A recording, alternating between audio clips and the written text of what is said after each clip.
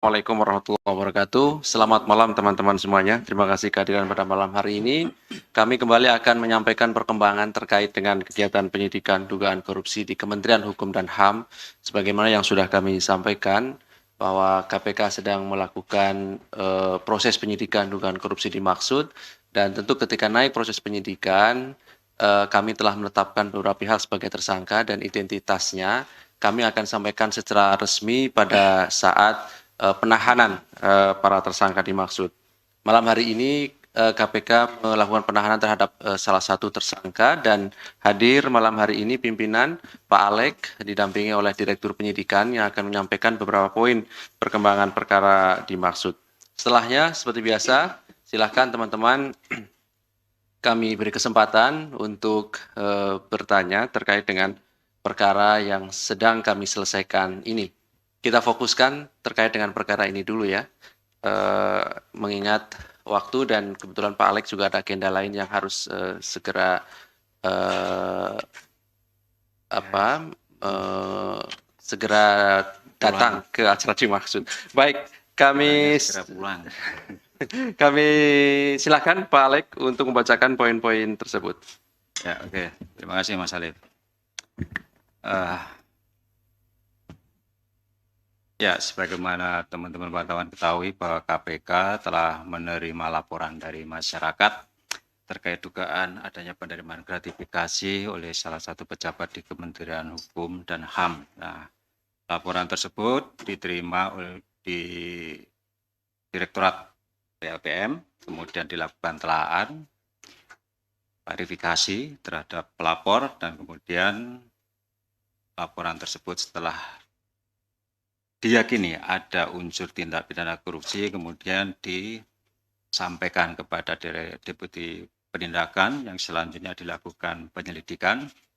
Setelah melalui proses pengumpulan alat bukti dan diyakini terdapat bukti yang cukup telah terjadi tindak pidana dan pelakunya, maka ditetapkan untuk dinaikkan ke tahap penyidikan.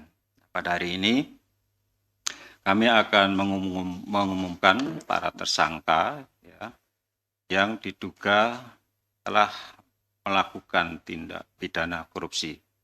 Yang pertama adalah EOSH, ini Wamenkumham, kemudian YAM, ini pengacara, YAR, asisten pribadi dari EOSH, dan HH, wira swasta, dan Direktur Utama PT CLM. Kemudian untuk keperluan penyidikan dan pengembangan perkara lebih lanjut, pada hari ini, tim penyidik melakukan upaya paksa berupa penahanan terhadap tersangka HH selama 20 hari ke depan, terhitung mulai hari ini tanggal 7 Desember sampai dengan tanggal 26 Desember tahun 2023. Adapun konstruksi perkaranya juga telah terjadi peristiwa pidana sebagai berikut. Berawal dari terjadinya sengketa dan perselisihan internal di PT CLM, dari tahun 2019 sampai tahun 2022 terkait status kepemilikan perusahaan. Untuk menyelesaikan sengketa tersebut, HH selaku Direktur Utama PT CLM berinisiatif untuk mencari konsultan hukum dan sesuai dengan rekomendasi yang diberikan, maka disarankan atau diperoleh untuk menunjuk atau meminta bantuan pada EOSH. Sebagai tindak lanjutnya, sekitar bulan April tahun 2022 dilakukan pertemuan di rumah dinas EOSH yang dihadiri oleh HH bersama staf dan pengacara PT CLM, EOSH, YAR, dan YAM. Dengan kesepakatan yang dicapai yaitu EOSH siap memberikan konsultasi hukum terkait administrasi hukum umum PT CLM. EOSH kemudian menugaskan YAR dan YAM sebagai representasi dirinya.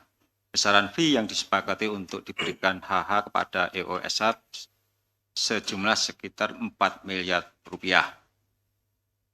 Selain itu juga ada permasalahan hukum lain yang dialami HH di Barreskrim Polri, dan untuk itu EOSH bersedia dan menjanjikan proses hukumnya dapat dihentikan melalui SP3 dengan adanya penyerahan uang sejumlah sekitar 3 miliar rupiah. Sempat terjadi hasil RUPS PT CLM terblokir dalam sistem administrasi badan hukum. Kemenkumham karena akibat dari sengketa internal PT JAM, sehingga HH kembali meminta bantuan EOSH untuk membantu proses buka blokir, dan atas kewenangan EOSH selaku Wamenkumham, maka proses buka blokir akhirnya terlaksana. Informasi buka blokir disampaikan langsung oleh EOSH kepada HH. Selain itu, HH juga memberikan uang sejumlah sekitar 1 miliar untuk keperluan pribadi EOSH maju dalam pencalonan Ketua Pengurus Pusat Persatuan Tenis Seluruh Indonesia. Dari kesepakatan antara HH dan EOSH untuk teknis pengiriman uang, diantaranya melalui transfer rekening bank atas nama YAR dan YAM. KPK menjadikan pemberian uang sejumlah sekitar 8 miliar rupiah dari HH kepada EOSH melalui YAR dan YAN sebagai bukti permulaan awal untuk terus diskusi dan dikembangkan lebih lanjut terkait dengan penerimaan lainnya. HH sebagai pihak pemberi disangkakan melanggar pasal 5 ayat 1 huruf A atau huruf B atau pasal 13 Undang-Undang Nomor 31 Tahun 99 tentang pemberantasan tindak pidana korupsi sebagaimana telah diubah dengan Undang-Undang Nomor 20 Tahun 2001 tentang perubahan atas Undang-Undang Nomor 31 Tahun 99 tentang pemberantasan tindak pidana korupsi. Demikian saya sampaikan, terima kasih. Baik, terima kasih Pak Alek yang sudah membacakan pengumuman dan juga penahanan terhadap para tersangka dugaan korupsi di Kementerian Hukum dan HAM. Ada 4 orang yang ditetapkan sebagai tersangka. Hari ini 1 orang tersangka atas nama HH ditahan di rutan KPK sampai nanti tanggal 26 Desember 2023. Sebagai bukti permulaan, terjadinya dugaan korupsi dimaksud adalah terkait dengan pemberian sejumlah uang 8 miliar rupiah. Ini sebagai pintu masuknya gitu ya teman-teman, pintu masuk untuk proses penyidikan lebih lanjut yang terus kami kembangkan. Silakan. Oke, 1, 2, 3, 4 boleh. 1 langsung Mas Chandra. Pertama, Pak Helmut Hermawan ini berkali-kali bilang bahwa dia tuh diperas sama Wamenkumham, dan kalau beberapa rilis dia merasa bahwa kayaknya nggak pantas jadi tersangka karena kan dia korban gitu. Nah kalau di KPK, kalau konteksnya dia meres tapi diperas tapi tetap ngasih suap, apakah dia layak jadi tersangka gitu? Yang kedua, Wamenkumham kan harusnya dipanggil hari ini, terus dia bilang katanya sakit. Nah, apakah KPK sudah menjadwalkan pemanggilan ulang untuk dia? Terus yang ketiga, salah satu pengacara pelapor dari kubu IPW pernah bilang bahwa bukan cuma Pak Helmut doang yang dimintain uang, tapi ada pihak-pihak lain juga yang pernah dimintain uang oleh Wamenkumham. Apakah KPK sudah mengetahui itu? Itu.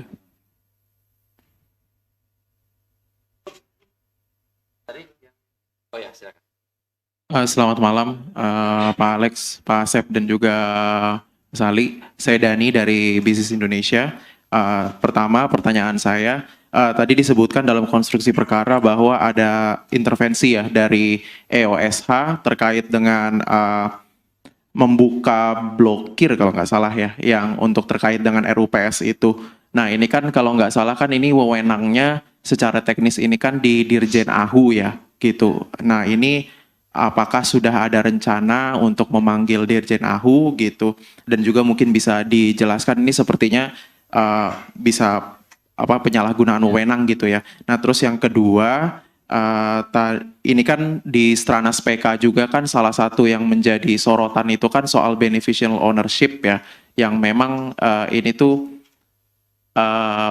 berkaitan juga dengan data AHU gitu. Nah seberapa besar sih potensi korupsi di wewenang administrasi hukum umum, karena ini kan banyak kan perusahaan tertutup yang tidak terbuka, tidak bisa dijelaskan diawasi secara terbuka kayak di OJK gitu-gitu. Terima kasih. Ya, oke, terima kasih. Silakan sampingnya. Ya.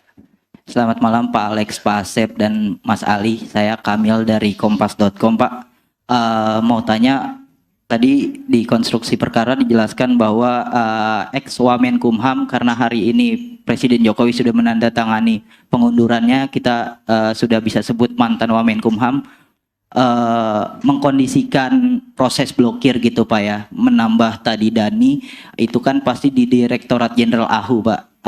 Artinya apakah KPK sudah mendalami keterlibatan orang-orang di Ditjen AHU, Pak. Itu yang kedua, tadi juga disebutkan ada penerimaan 1 miliar untuk keperluan pribadi, salah satunya untuk menjadi ketua umum PLT ya Pak ya. Pertanyaannya adalah satu sisi EOSH ini sebagai penyelenggara negara, sisi yang lain sebagai ketua organisasi. Apakah penerimaan uang untuk organisasi itu termasuk gratifikasi juga Pak? Itu ya. Kemudian yang berikutnya Pak, terkait pra peradilan Pak, ini kan yang berdasarkan informasi yang diperoleh dari Pengadilan Negeri Jakarta Selatan Pak, Wamenkumham mempermasalahkan hukum acaranya Pak, karena Pak Alex mengumumkan Wamenkumham itu sebagai tersangka 9 November Pak, sedangkan informasi dari PN Jakarta Selatan itu LKTPK-nya tanggal 27 September, sprindiknya 29 November, sprindiknya 24 November dan SPDP-nya 29 November. Apakah KPK karena undang-undangnya lex spesialis, hukum acara ini bisa dilalui, ini dianggap lazim Pak? Itu aja Pak, terima kasih. Mungkin ada tambahan sedikit Pak.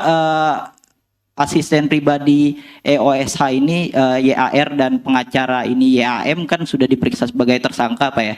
Apakah udah ada penjadwalan ulang untuk diperiksa lagi Pak? Terima kasih. Mas Ali, izin sekalian. Bentar ya BM. Saya nih Am dari kompas.com juga. Izin Pak, tadi kan kalau nggak saya salah dengar Pak Alek ketika membacakan pointers bilang kalau Wamenkumham ini menjanjikan SP3 si siapa Helmut ya gitu, yang dia emang kena kasus di kepolisian ya gitu kan. Nah itu caranya gimana sih? Maksudnya gimana dia bisa, ya SP3 kan di kepolisian sementara dia di Kemenkumham ya gitu. Itu aja, makasih. Nah, baik. Ya, makasih. Saya cuman ya nyambung aja tadi soal pembuka blokir, tapi bahwa sebenarnya model-model kayak gini tuh udah modus lumrah. Sama seperti kayak di pelabuhan, itu orang dipersulit, semua diblokir, dan ada ongkos, dan itu semua ada rate-nya. Buka blokir sekian, buka tutup sekian, buka lagi sekian, tutup sekian. Itu udah ada rate-nya. Nah yang menjadi persoalan kalau dikatakan tadi memang itu berada di Dirjen AHU, kemudian apakah KPK sudah menemukan berapa kali Wamenkumham melakukan penyalahgunaan kewenangan dengan melakukan intervensi? Karena dari kapasitasnya, Wamenkumham ini tidak hanya bisa intervensi di Dirjen AHU. Sudah banyak informasi dia melakukan intervensi ke imigrasi. Itu coba dicek KPK. Saya tahu betul baik di imigrasi dan di lapas, kawan ini kerap melakukan intervensi. Yang teranyar itu terkait dugaan masuknya TKA di Kalimantan. Dia meminta adanya kepala imigrasi setempat untuk meloloskan ratusan atau puluhan pekerja dari TKA dari luar negeri. Nah, apakah KPK sudah melakukan pengumpulan data berapa kali Wamenkumham yang sakit mah ini untuk melakukan intervensi gitu loh. Ini kan menarik, ada Dirjen AHU, ada imigrasi, ada lapas. Coba dikali dengan blokir tadi. Saya rasa Dirjen AHU kalau Pak Wamen bilang buka, tadi mau ditutup sama Pak Dirjen, takut juga Pak Dirjen. Kewenangannya lebih tinggi Wamen dibanding Dirjen AHU. Nah, di level itu gimana bisa dijelaskan Pak Alex sejauh mana hal itu? Untuk kasus lain, Mas Ali, ya. Kita fokus ini dulu aja lah. Oh, fokus ya. Ya. Baik. Saya nggak fokus saya. Oke. Terima kasih teman-teman. Ada 4 orang penanya. Kami silakan Pak Alex. Ya. Langsung ya. Ya, terkait dengan pemerasan ya. Kalau pemerasan biasanya hanya pihak yang melakukan pemerasan yang kita tindak, kan begitu.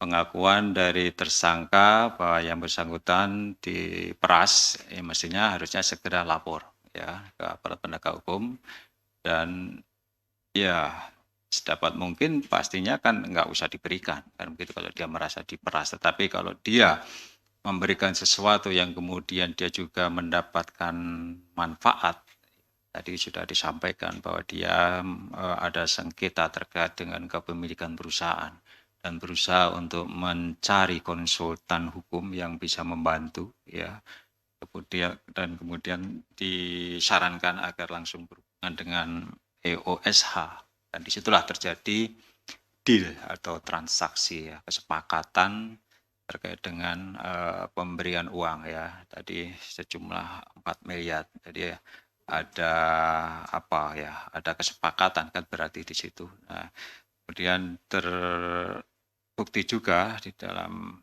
kronologis tadi kan bahwa ada pemblokiran terkait perusahaan yang bersangkutan di Dirjen AHU, kemudian oleh Wamenkumham itu dibuka ya. Itu kan bagian dari prestasi yang dilakukan oleh EOSH yang kemudian mendapatkan imbalan ya. Meskipun itu tadi kewenangan untuk membuka blokir dan lain sebagainya itu ada di Dirjen AHU. Nah, itu tadi kalau pemerasan tentu hanya pihak yang melakukan pemerasan yang kita tindakkan gitu. Kemudian terkait dengan Wamenkumham tidak hadir karena sakit, ya pasti nanti ada pemanggilan ulang kan begitu. Terkait dengan penerimaan lainnya, tadi saya sampaikan bahwa ini akan didalami lebih lanjut oleh penyidik. Terkait dengan intervensi buka blokir, apakah Dirjen AHU juga akan dipanggil? Kembali lagi, ini juga pastinya di dalam proses penyidikan dan perkembangan penyidikan nanti akan didalami lebih lanjut apa saja hal-hal yang dilakukan oleh EOSH selaku Wamenkumham, ya, seberapa banyak dia melakukan intervensi dan apakah dalam setiap intervensi itu ada imbalan ya yang diberikan oleh pihak-pihak yang berkepentingan tentu saja dengan administrasi hukum umum maupun tadi di tempat yang lain terkait dengan imigrasi ya. Informasi-informasi tersebut tentunya harus diklarifikasi berdasarkan bukti-bukti yang nanti akan didalami lebih lanjut oleh penyidik. Kemudian penerimaan uang untuk organisasi ya, tadi sudah disampaikan sebetulnya bahwa ini sebetulnya bukan untuk organisasi tetapi dalam rangka untuk mencalonkan yang bersangkutan sebagai ketua Persatuan Tenis Indonesia. Jadi bukan diberikan ke organisasi tenis tersebut tetapi diberikan kepada yang bersangkutan ya untuk membiayai pencalon yang bersangkutan sebagai ketua umum PLT ya gitu. Kemudian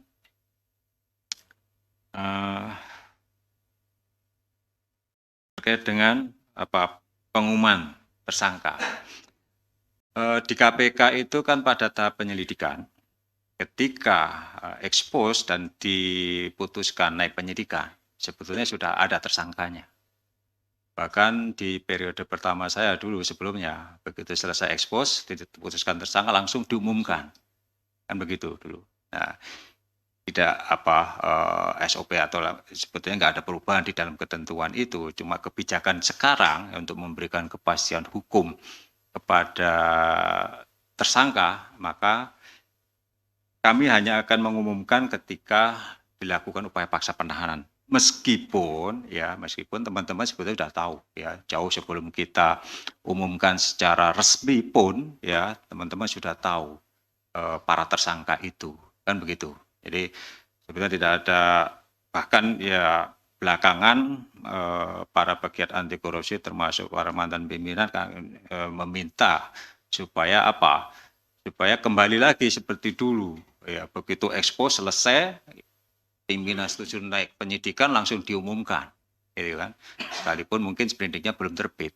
Dan seperti itu. Jadi tahapan di KPK seperti itu ya. Jadi sampai dengan saat ini belum ada perubahan, kecuali nanti sudah ada perubahan. Misalnya pada tahap penyidikan terbitkan sprindik umum dulu ya. Nanti pada tahap penyidikan baru diperoleh alat bukti dan siapa tersangkanya baru di tahap penyidikan. Nah, ini SOP-nya belum kami ubah ya.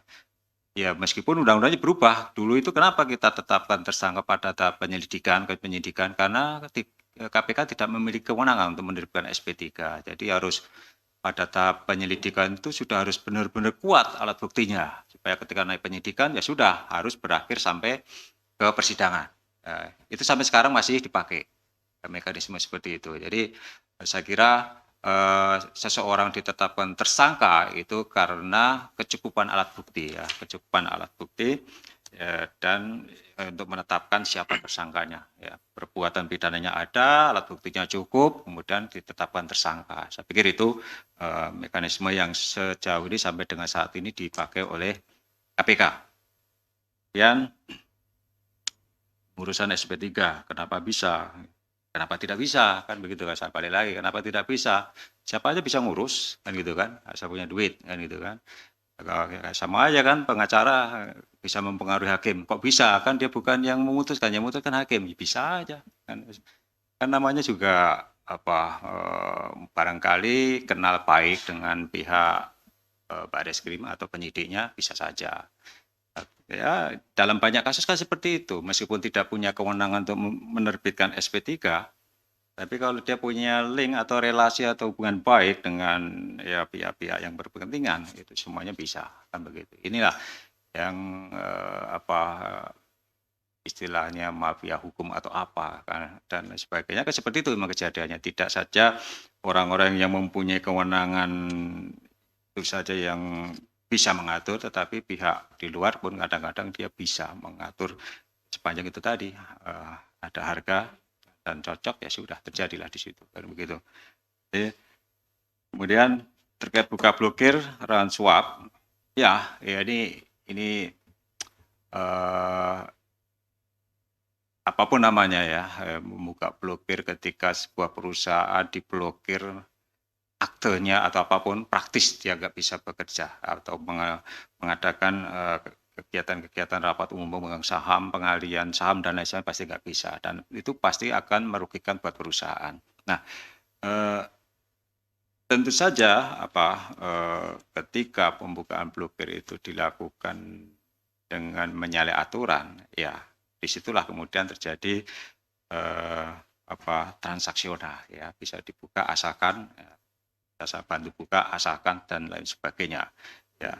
Buka rekening bank pun kadang-kadang seperti itu. Makanya kami di KPK juga hati-hati ya, dalam melakukan blokir rekening bank itu ya. Kami membatasi, pokoknya kalau buka memblokir rekening itu 1 bulan. Kalau tidak masuk dalam berkas harus segera dibuka. Jangan sampai memblokir rekening tetapi kemudian di dalam berkas perkara itu tidak ada. Nah, ini yang dulu sering terjadi. Bahkan orangnya sudah dipidana, keluar dari penjara, rekeningnya masih diblokir. Ada juga dulu seperti itu. Ya, ini sudah kami perbaiki administrasinya sehingga kami bisa mengikuti rekening-rekening yang masih terblokir itu, sehingga bisa segera ditindaklanjuti untuk membuka. Transparansi itu yang kami kedepankan. Jadi beberapa hal itu yang bisa saya sampaikan. Saya kira cukup ya. Ya. Baik. Yang mana? Yang mana?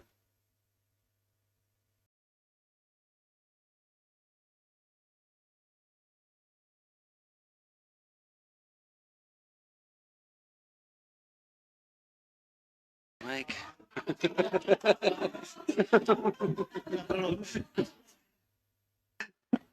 Ya itu yang soal tadi saya bilang. Berapa banyak intervensi gitu? Bukan. soal tadi bahwa selevel Wamenkumham aja bisa mengintervensi. Pertanyaannya, bagaimana dengan Menkumham? Kan gitu. Ya Wamenkumham takut dong sama Menkumham. Berapa udah diperiksa belum, berapa banyak intervensi Menkumham? Artinya bahwa kan yang dituntut di sini bagaimana menjual pengaruh itu. Bahwa ini menjadi pintu masuk Wamenkumham ini untuk melakukan pengembangan ke setiap lini terjadinya intervensi. Ya kan, kalau Dirjen AHU aja dilengkapi nama Wamenkumham, lah kalau Menkumhamnya bilang jangan dibuka, ada mau dibuka, ya kan kayak gitu. Dan itu semua ada harganya. Nah, itu apakah KPK akan mengembangkan ke sana berapa banyak? Atau memang sudah ditemukan yang saya bilang tadi, kalau Pak Alex bilang kita akan melakukan cross check, intervensi di imigrasi ataupun di LP, ya kan kita tahu bahwa ada kayak semacam kesamaan modus. Dulu Nur Hadi gitu juga, terungkap dia minta duit buat pertandingan tenis di Bali 3M, saya ingat betul. Nah ini sekarang Wamenkumham buat tenis, wah ini kayaknya ada sesuatu di Pelni ini gitu loh. Ini sama nih orangnya ngumpul gitu-itu juga, orang hukum semua loh. Coba cek Pak Alex. Ini jangan-jangan gitu loh, jangan-jangan. Ya Pak Alex lah ya. Tahu ya. Silakan Pak Alex. Goyang. Saya kira ya informasi yang sejauh ini disampaikan ke pimpinan kan baru apa yang kami sampaikan di dalam konversi ini. Tentu informasi-informasi yang diterima dari masyarakat, mungkin Mas Mario nanti bisa memberikan informasi ke penyidik, ya pasti kami klarifikasi, kami verifikasi, ya dari keterangan saksi-saksi, dari bukti dokumen, atau kalau ada transaksi keuangan mungkin dari PPATK, kan seperti itu. Ya, informasi itu bisa dari mana saja, dan umumnya juga masyarakat ketika ada pejabat penyelenggara negara kemudian berperkara terungkap tidak pidana korupsinya, ada saja yang menyampaikan tambahan-tambahan informasi terkait tindak pidana lain yang dilakukan. Nah, sejauh ini belum disampaikan oleh penyidik apakah ada informasi-informasi terkait dengan keterlibatan pihak-pihak yang lain gitu. Ya. Jadi itu ya informasi sementara yang bisa saya sampaikan kan begitu. Baik. Waduh, saya nggak tahu juga Pelni itu Pak. Baik. Pak, saya pengen menambahkan. Cukup Pak, cukup. Ya, cukup. Baik, saya kira cukup ya teman-teman. Terima kasih kehadiran pada malam hari ini. Terima kasih Pak Alex, Pak Asep. Ini langsung, iya. Dan kami sampaikan besok juga ada konferensi kembali sekitar jam 1 atau jam 2 ya terkait dengan hak Korpia Pak. Besok. Ya, nanti hadir pimpinan KPK dan juga dari Kedeputian Informasi dan Data. Kami mengundang teman-teman untuk hadir besok siang. Baik, terima kasih. Kami akhiri. Assalamualaikum warahmatullahi wabarakatuh. Waalaikumsalam.